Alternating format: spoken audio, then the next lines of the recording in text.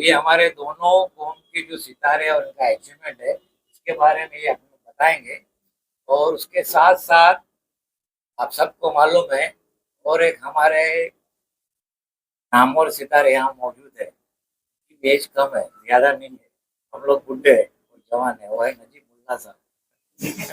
उनका पॉलिटिकल और सोशली बहुत अचीवमेंट है, और ये फर्स्ट टाइम पीस के ऑफिस में आए, तो उनको भी यहाँ पे फेलिसिटेट करेंगे। पहले हम लोग कैप्टन अल्तमश को करेंगे, फिर इमरान भाई को करेंगे, और जैसे कि गेस्ट जो होते हैं वीआईपी का लास्ट में किया जाता है, तो नजीब भाई का लास्ट में करेंगे।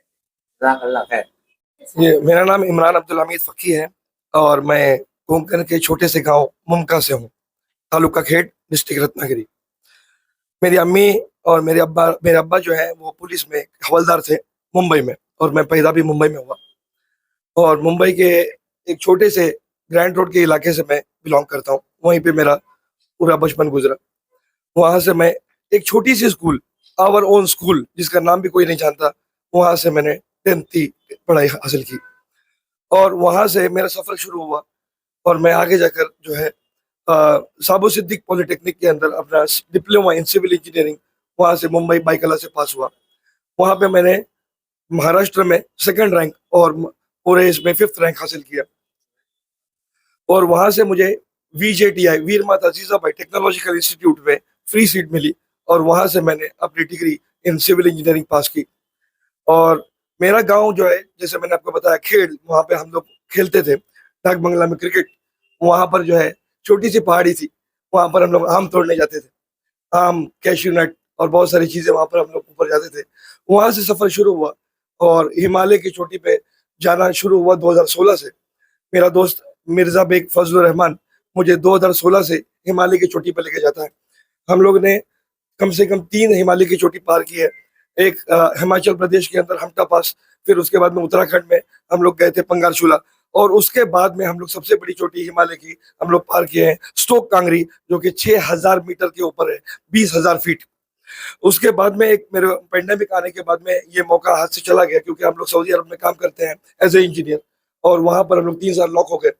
लेकिन मेरे जो जो हमारे कोलकाता के सबसे बड़े माउंटेनियर सोमेन सरकार साहब, वहां से कोलकाता से मुझे फोन करते हैं और उससे कहते हैं कि हमको एल्ब्रस, जो कि रशिया में है, और वहाँ का टेम्परेचर है -25 डिग्री सेल्सियस, और वहां पर आपको 5,642 मीटर की कठिन चोटी को पार करना है, क्या आप मेरा साथ दोगे?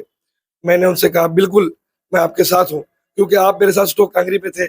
इंशाल्लाह ये चोटी भी अल्लाह की फतह से फतह होगी इंशाल्लाह। और मैंने फैसला किया, 10 अगस्त को इंशाल्लाह हम लोग वहां पर पहुंचे, और धीरे धीरे स्टेप बाय स्टेप एक्लेमेटाइजेशन करते हुए 2800 मीटर, 4000 मीटर, 4800 मीटर, और उसके बाद में वो रात आई जहाँ पे 12 बजे रात को हम लोग शुरू हुए, -25 डिग्री सेल्सियस के अंदर पूरी कप कपी थी रात में। एक एक स्टेप अल्लाह के नाम से डालते हुए अल्हम्दुलिल्लाह हम लोग सुबह 6:30 बजे चोटी पर पहुंचे। और वहां से इत, इत, अल्लाह का नाम लेते हुए हम लोग को देखा, ऊपर चढ़ना इतना आसान होता है, मैं बोलता हूँ ऊपर चढ़ना आसान होता है, लेकिन नीचे उतरना उससे ज्यादा खतरनाक होता है। और नीचे उतरने के लिए हमको बहुत सारे चीजों की जरूरत लगी, कैराबाइनर्स और बहुत सारे आइस एक्स को लगाते लगाते हम लोग नीचे आए। और हमने ये डिस्टेंस जो है 12 घंटों में पूरा किया। टोटल रात के 12 बजे से लेकर दूसरे दिन 12 बजे ये सफर खत्म हुआ। इसके ऊपर एक शेर अर्ज करता हूँ कि इंशाल्लाह आगे जाकर जो है मैं ये जो अल्लाह अल्लाह के फजल से करम से दुनिया की 7 चोटियों पर इंशाल्लाह हिंदुस्तान का झंडा देखना चाहता हूँ, और इसके अंदर मुझे सबकी जरूरत पड़ेगी इंशाल्लाह ताला। इंडिया का फ्लैग जो है हमने वहां पर चोटी पे जब लहराया, तो वो इतनी हवा चल रही थी कि मेरा फोटो जो है सही से आया भी नहीं पाया। हमने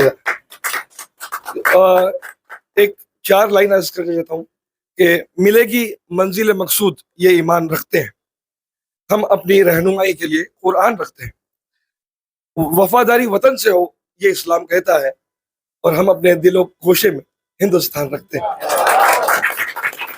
जज़ाकल्लाह खैर। मैं बहुत बड़ा शुक्रगुजार हूँ खालिद चौगले साहब का, जिन्होंने ये अचीवमेंट को कवर किया। इसके पहले भी जैसे मैंने आपको बताया, स्टोक कांगरी जो है वो इससे बड़ी चोटी थी, लेकिन उसको कवर करने वाला कोई नहीं था। लेकिन अल्हम्दुलिल्लाह खालिद साहब जब से मेरी जिंदगी में आए, अल्हम्दुलिल्लाह अल्लाह के करम से जो है शुक्रगुजार हूं। और वहां पर जो है ये छोटी जो है, हमने हिंदुस्तान के अंदर एक ऑर्गेनाइजेशन है जिसका नाम है आनंद बंसोड़े साहब, वो 360 एक्सप्लोरर्स के थ्रू हमने वहां पर हिस्सा लिया था और वो उसको पूरा किया। जज़ाकल्लाह खैर, थैंक यू वेरी मच। अल्हम्दुलिल्लाह अल्हम्दुलिल्लाह, अल्लाह का शुक्र है। पहले तो ड्रीम था, एम था बनने का। अल्हम्दुलिल्लाह माँ बाप की दुआओं के साथ में और मोटिवेशन के साथ में अल्हम्दुलिल्लाह अचीव कर पाए हुए अल्हम्दुलिल्लाह। और ये भाई आशिक भाई ऑलवेज देयर हमारे लिए, जो भी चीज़ चाहिए अल्हम्दुलिल्लाह हो जाता है, अरेंज हो जाता है अल्हम्दुलिल्लाह। मोटिवेशन के हिसाब से अगर कभी लो फील हो रहे थे तो भाई थे, स्टैंड कर रहे थे हमारे साथ में। और मारूफ भाई जो हमारे बड़े भाई है अल्हम्दुलिल्लाह। और शुक्र है अल्हम्दुलिल्लाह। अस्सलाम वालेकुम वरहमतुल्लाहि वबरकातुहू। मेरे लिए सबसे बड़ी खुशी की बात है, मेरा छोटा भाई पायलट बना अल्हम्दुलिल्लाह। और हमारे इमरान भाई माशाल्लाह हमारे कोकल से मेरे बिल्कुल बाजू में रहते हैं। मैं सबसे पहले मैं सबका शुक्रिया अदा यही करूँगा कि सबके सब मैंने कई लोगों को बुलाया भी और कई लोगों को बुलाए भी आए अल्हम्दुलिल्लाह।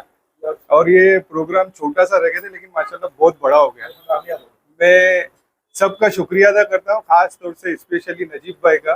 बेचारे अपना पूरा उनका टाइम बॉम्बे का था ये, लेकिन वो मेरे लिए यहाँ तक पहुंचे। जज़ाकल्लाह खैर। अस्सलाम वालेकुम।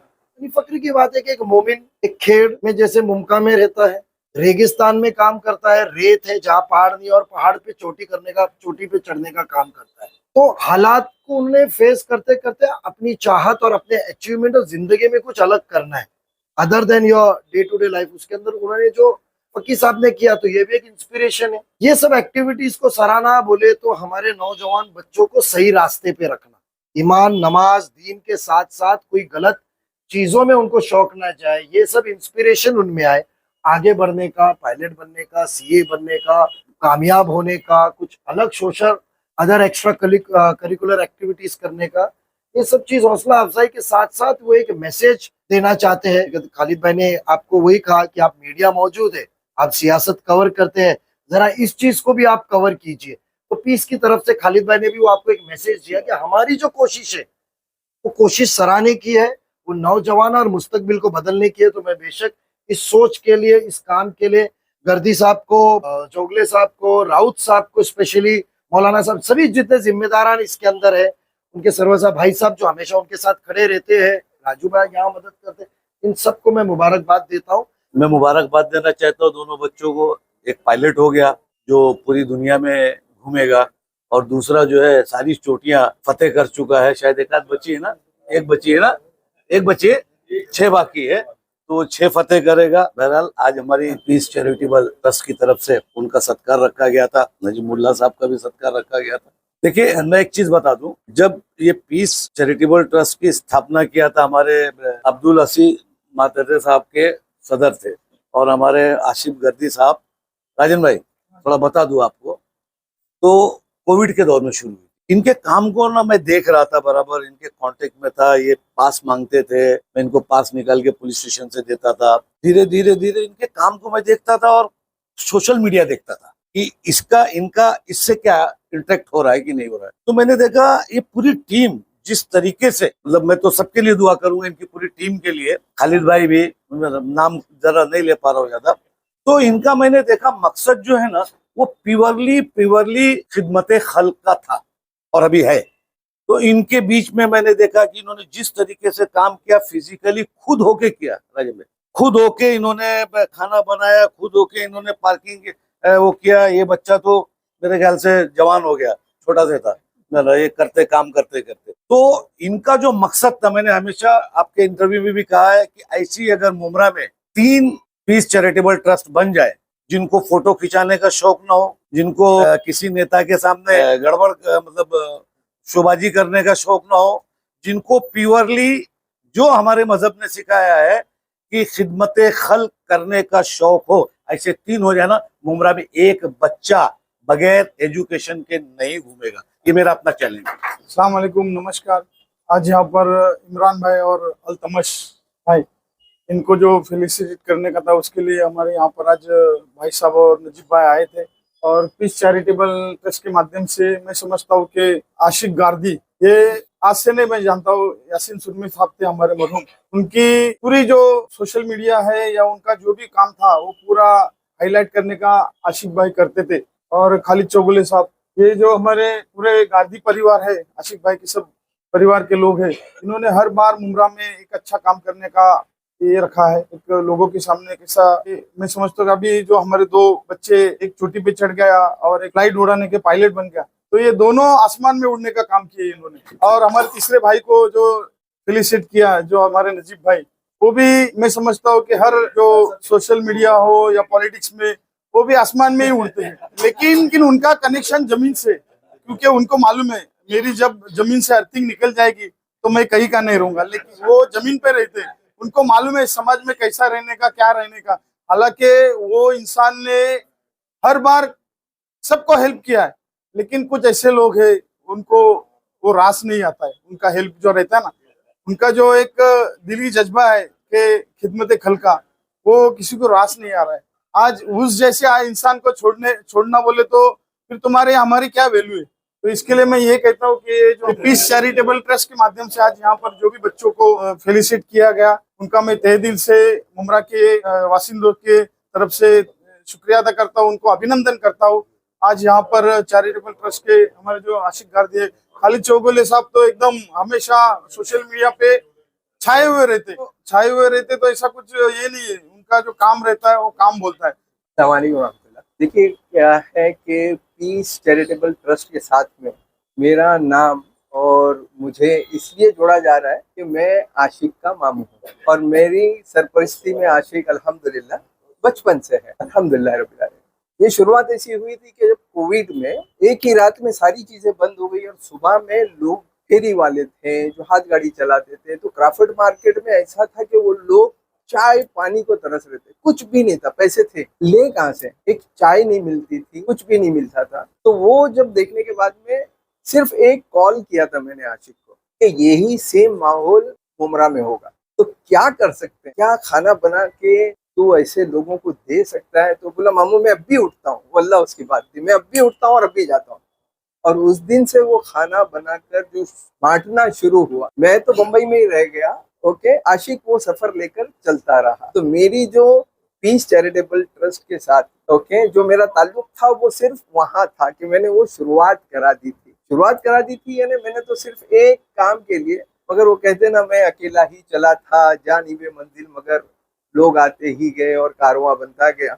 में आए हुए तमाम मेहमान जैसे हमारे नजीब मुल्ला साहब, भाई साहब जो हमारे पीस चैरिटेबल ट्रस्ट के रहनुमा है, राजन कीने साहब, मैं यहाँ पर आए हुए सभी लोगों का तहे दिल से इस्तकबाल करता हूँ। और हम ये चाहते हैं कि ये कोई पॉलिटिकली कोई ये नहीं है यहाँ पे, लेकिन मैं राजन भाई से भी चाहता हूँ कि आप भी हमारी पीस चैरिटेबल ट्रस्ट को मदद करें और जो काम कर रहे हैं इसमें जो हमारी सहायता करें ताकि ये काम हम लोगों तक अच्छे पहुँचाए। भाई साहब तो करते हैं, नजीबुल्ला भाई साहब भी करते, लेकिन आज हमारे राजन साहब भी, नाम भी राजन है, वैसा ही आप अपनी चैरिटेबल ट्रस्ट के लिए हमारे साथ मिलके काम करें और लोगों को इससे फायदा पहुंचे। There is no political in between this thing.